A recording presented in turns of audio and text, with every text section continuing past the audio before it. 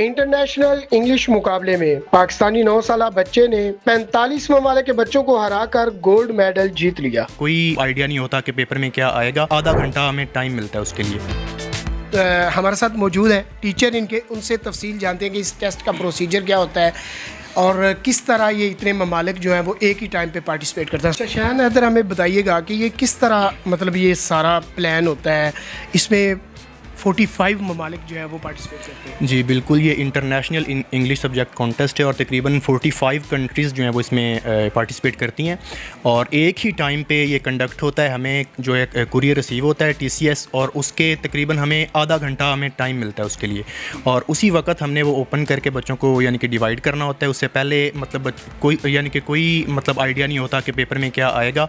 तो जैसे ही हमें वो पार्सल रिसीव होता है तो उसी वक्त हमने वो कंडक्ट करवाना होता है और फिर जो हमें टाइम दिया जाता है उसके अंदर वो फिनिश करके फिर फ़ौरन हमें वो वापस जो है उनको सेंड करना होता है। तो बेसिकली ये 45 कंट्रीज़ के बच्चे इनमें पार्टिसिपेट करते हैं और ग्रेड लेवल 2 की अगर बात करें तो तकरीबन पाकिस्तान में तकरीबन 1485 बच्चों ने हिस्सा लिया है, जिसमें MS सूफ़ी फाउंडेशन स्कूल के जो अब्दुल सलाम हैं इन्होंने फ़र्स्ट पोजीशन हासिल की है और मतलब full out of full 120 marks जो हैं वो इसमें हासिल किए हैं। और इसमें ये भी एक चीज़ होती है कि इसमें नेगेटिव मार्किंग का कॉन्सेप्ट है, यानी कि अगर फॉर एग्जांपल बच्चे का एक MCQ गलत हो जाता है तो उसके जो तकरीबन नेगेटिव मार्किंग होगी उस MCQ का नंबर तो कटेंगे ही, लेकिन उसके साथ 1 या 2 नंबर जो है वो एक्स्ट्रा भी डिडक्ट होंगे और उसके बावजूद बच्चे ने यानी कि full out of full marks लेके अपने इदारे का नाम जो है बहुत रोशन किया है और अपने उस्ताद को जो सर है वो फ़ख्र से बुलंद कर दिया।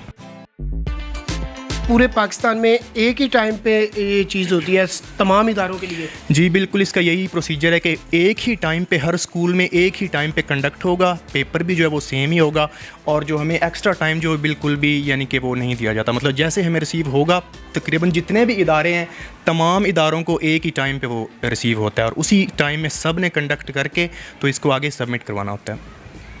अच्छा, इसके लिए कोई मखसूस तैयारी करवाते हैं आप? कोई बुक होती है या वर्बली जो भी आप पढ़ा रहे होते हैं उसमें एक सब्जेक्ट को जो है वो टारगेट किया जाता है कि इंग्लिश पे हमने फोकस करना है क्योंकि ये इंग्लिश का टेस्ट है?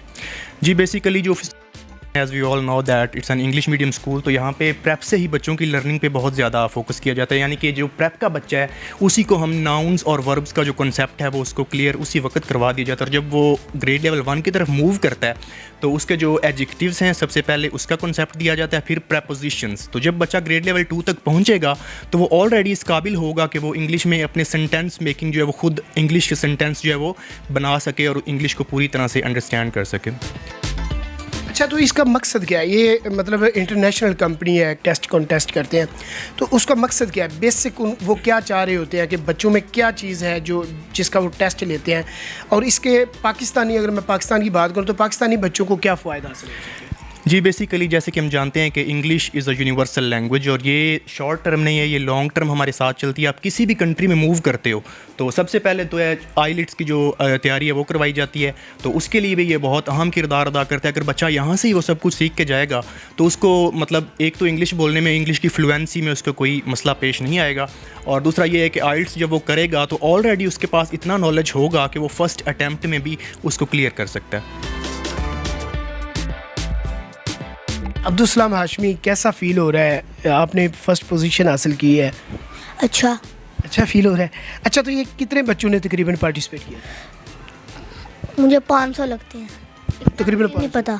अच्छा, एग्जैक्टली नहीं पता, 500 होगा। बड़े होके क्या बनना है? डॉक्टर।